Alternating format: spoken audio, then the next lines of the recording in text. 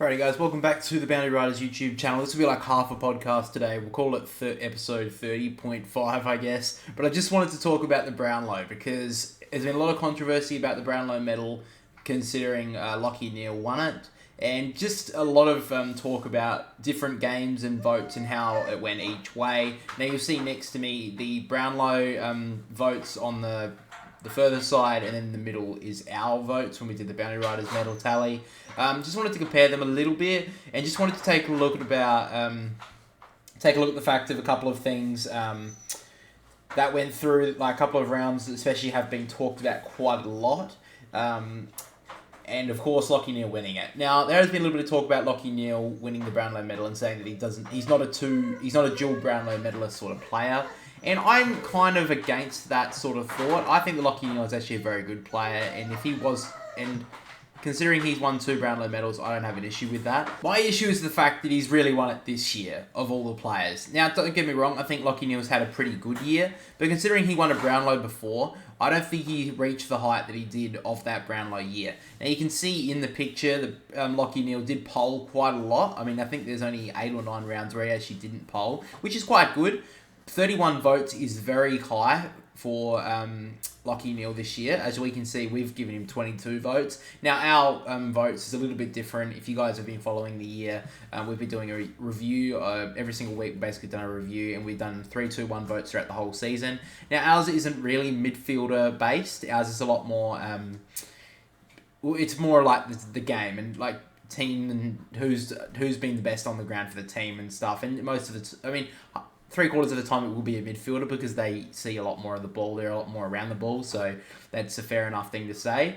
But, I mean, you can see on our list compared to the Brownlow, there are quite a lot of differences. For one, Zach Butters won it for us in our thing. Nick Dacos was second. Bontempelli finished 5th, which is quite low. Toby Green is actually on the list. I think he only polled 20 Brownlow votes. Jordan Dawson's on the list as well. Errol Goulden's down at 23 votes. Lachie Neale is on the list. It's the top 9. I don't know why we did 9. Why I showed 9, but anyway. Lachie Neale only polled 22 votes in our tally. Paddy Cripps isn't on the list. Jack Viney's not on the list. Caleb Sarong is not there. Christian Petrarca's up there for us. He got more votes in our votes than the Brownlow. So yeah, there's just quite a lot of differences. I mean, that doesn't necessarily mean that the Brownlow should be what ours is like, or any means. But there's also a lot of differences on the fact of like games watched. Like, I think the big talking point for Errol Goulden's polling was the fact of the last round. We did give him 3 votes in the game against Melbourne, despite the Swans losing. In the Brownlow, he only got 1 vote. Now, I know stats aren't everything, but to look at a game that has 42 touches and 2 goals is, let's be honest, I think a best on ground performance. No matter how much not how much you lose by, but Sydney didn't lose by a lot, and Errol Goulden was Sydney's best player. And I think watching the game, actually no, I think my brother watched it, gave the votes for this game, but he was the best player on the ground against Melbourne in the last round. And Christian Petrarca didn't get any votes in that round. We actually didn't give him any votes in that round either. So I mean, that's kind of fair enough. There's one for Lachie Neale back in round 6 where he polled 3 votes, which made no sense whatsoever, because he only had about 20 touches and a couple of, I think, 6 clearances, it says here, and 3 score involvements. Which, look, again, like I said, it's not the be-all and end-all having the statistics on your side to poll votes in the Brownlow. I get that, well, even though it's a midfielder's award. He didn't receive any coaches' votes in that round. And a player in particular who I think probably deserves 3 votes in that situation is Charlie Cameron, who kicked 7 goals in that match. He only got 2 votes. That makes no sense whatsoever. 7 goals in a game of footy is very rare nowadays. So for someone to get 7 goals in a game of footy and not poll 3 votes is absolutely ridiculous. So that was crap. And pointed out in the AFL article about the breakdown of like Lachie Neale's votes given and that sort of stuff. They also talk about Josh Kelly and Stephen Cornelio, who had big outings in that game. Kelly had 41 and Cornelio had 38. And in our votes for the Riders medal, we had Charlie Cameron with the 3 votes, Josh Kelly with the 2 votes, and Stephen Coniglio with the 1 vote. Now, look, again, statistics aren't everything, but I think it's a fair thing to say that Lachie Neale wasn't the best 3 players on the ground here, let alone saying that he was the best player on the ground, I think is a real big stretch.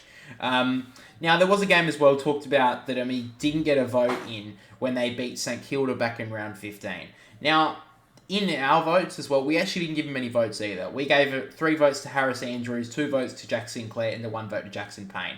Now, that does seem quite weird that Jack Payne got a vote, and maybe Harris Andrews to an extent, but basically all of them are defenders. I mean, Sinclair's kind of a midfielder, but he's also a half-back.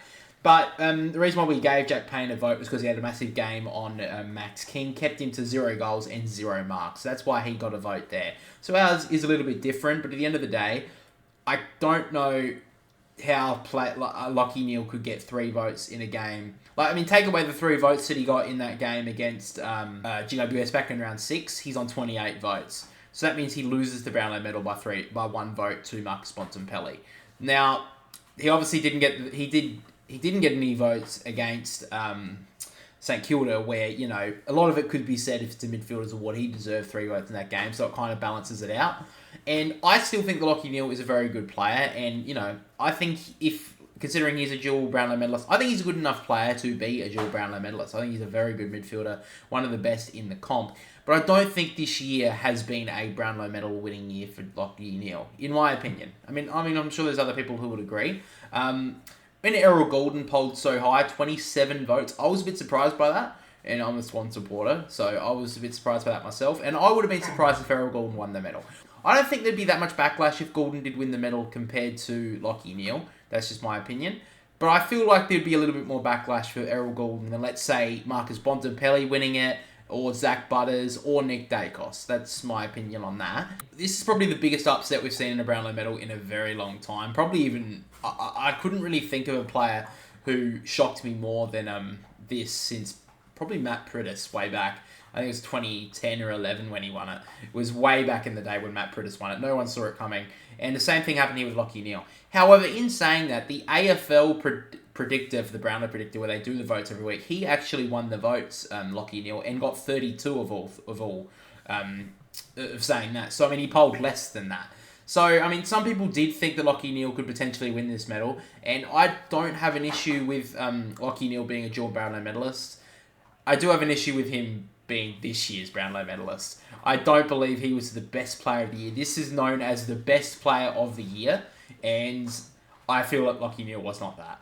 Now, I know this has only gone for about 8 minutes. What I wanted to talk about a little bit more, this is why it's going to be like half a podcast sort of thing, is the fact that, obviously, if you don't know, which would be pretty surprising, honestly, but if you don't know, umpires every single game, at the end of it, they give their 3-2-1 votes. And that is obviously decided on who wins the Brownlow medal. I don't think that should be the case anymore. I think this proves it. I think that there's too many games that are decided by the umpires where they get it completely wrong. I think the biggest example that has been mentioned so far is Jason Horne-Francis against Geelong in round 14. Now, I know that's probably casting your minds back, and probably a lot of people don't remember that game. In that game, though, he was given 3 votes. Now, what did he do to get 3 votes? And again, I know statistics don't mean everything, but if you read the statistics just looking at them, you see that Jason Horne-Francis had 13 touches, no goals. 4 of those disposals were ineffective. So basically, they're saying that he had 9 effective disposals in a match. The umpires don't have access to looking at the statistics, and I agree with that. I don't think they should have a look at the statistics before they give their votes. That's just my opinion. But I think at the end of the day, I watched this game as well, by the way. We'll just quickly go through our votes here. We gave Dan Houston the 3 votes, Connor Rozee the 2 votes, and Miles Bergman the 1 vote. Now, again, that's a bit weird, Miles Bergman. We actually gave it to him because he kept Jeremy Cameron to 1 goal and kept him silent in the second half, being a smaller man. That's why we gave him the 1 vote, Miles Bergman. But there's no mention of Jason Horne-Francis here. And I remember watching this game. Well, I don't remember watching the game, but I do remember that I did watch this game. And Jason Horne-Francis was definitely not an option as a Riders medal vote here. And no way in hell should he be getting a Brownlow vote. So I don't know how the fuck an umpire has given Jason Horne-Francis 3 votes in this game. Now, I don't think that's a statistics issue. I think that is umpires shouldn't be making this decision on the most prestigious award, the solo award in the AFL. It does show that maybe it should be given to someone else. Now, I get some people have said that the coaches should get it, and I tend to lean that way. However, I do understand some people's gripe with that is because coaches can get a little bit, because they are voting on their own players, there's a thought that they can manipulate the votes. However, I think there'd be a lot more backlash if a coach was giving votes, or an AFL could sanction a coach for giving a player a certain amount of votes. I feel like the AFL could do that, or maybe, change the decision if the votes are, way too astray. Let's say it was to Jason Horne-Francis and Ken Hinkley gave him the max votes for that round. I think that, the AFL could turn around and say, come on, he hasn't got that, that's not fair. And at the end of the day, if it is like the coaches' votes, which I think is a lot more accurate these days, at the end of the day, the coaches get 5, 4, 3, 2, 1. So it does leave a little bit more to, for a gap for problem. There's a lot more ease to, I think it's a lot harder to manipulate the votes. That's what I'm trying to say, sorry. I think it's a lot harder to manipulate because there's 5 votes, and plus the other coach is giving votes as well. So if the other coach is giving 5 votes to Jason Horne-Francis, then yeah, you know what, fair enough. But if the other umpires didn't give Jason Horne-Francis a vote at all, then you kind of look at it and you're like, well, the other coach didn't even notice him on the ground. How the hell can Ken Hinkley, for example, give Jason Horne-Francis 3 votes? Now again, he's just that's just an example. But at the end of the day, I think the coaches should be making the vote. That is my opinion. I don't know who else could do it. I mean, look, I'm putting my ticket into the ballot to do the Brownlow medal votes next year. If the AFL is watching, and I'm sure Gillen's a massive supporter of the channel. If you want me to do the votes, I am more than happy to do it. Because you look at my leaderboard there, I don't think many people would have too many issues with the votes that we've given throughout the year.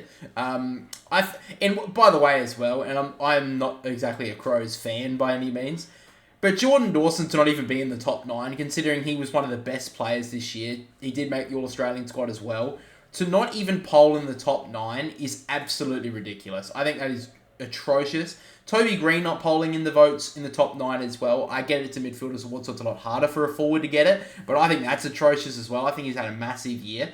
I think at the end of the day, the Brownlow has lost a lot of prestige, and this year has shown it in folds.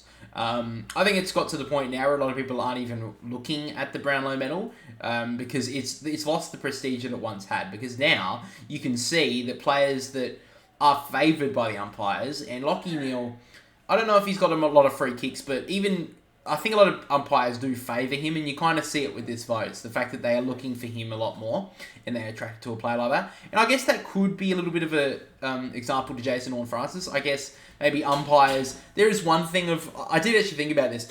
There could be a chance that when Jason Horne-Francis got the votes, that there was a lot of booing in the crowd. I know it was at Adelaide Oval, I believe. But, there could have been a lot of booing in the crowd. Maybe the umpires got drawn to the booing when Jason Horne-Francis got the votes. So maybe the umpires were drawn to, he's getting booed. That's stuck in our mind a lot more. He must have had a good game, or he must have been influential in the game, so to speak. Those are really my thoughts on the Brownlow medal for 2023, guys. As I said, I've put my hat into the ring to, give the votes for next year. Gillen, if you're watching, I know you're leaving, so whoever's next in charge, I can't remember your name. But, I'll learn your name if you let me choose, vote, do all the votes. I will watch every game. I will sit on my couch every single weekend next year and watch every single game intently and give you a breakdown of every single votes. And guess what? I won't be just looking at the midfielders. I'll be looking at every player on the ground. And you know what? If you pay me, you know what? Look, my paycheck, I'm not even going to ask for $30,000. $29,000. I will do it for $29,000 a year to sit on my couch on the weekends and watch the football and give you my votes. I'm happy to do that. All right. Now, granted, I would love to do it, but I understand that they're probably going to go with it. I think they'll probably change it in the next couple of years, especially with the backlash that this year has received. And it's even been the last few years that a lot of people have been like, come on, that's bullshit with the umpiring with the umpires making the votes. And I think this year's just highlighted it. So I wouldn't be too surprised if the coaches get the votes in the next couple of years. But guys, make sure to let me know down below how you thought about the Brownlow medal last night. If you believe that Lachie Neale did actually deserve to be a dual Brownlow medalist this year, or if you believe someone else should have won it. My thoughts are that Zach Butters should have won it because, the Boundary Riders medal says that. But at the end of the day, I actually was surprised that Christian Petrarca didn't win it. I thought he was going to actually get a lot bit closer than that. So that's just my thoughts on it. At the end of the day, guys, I'm not really the one deciding. The umpires are. And until that changes, maybe we'll get some surprising Brownlow medalists in the next couple of years.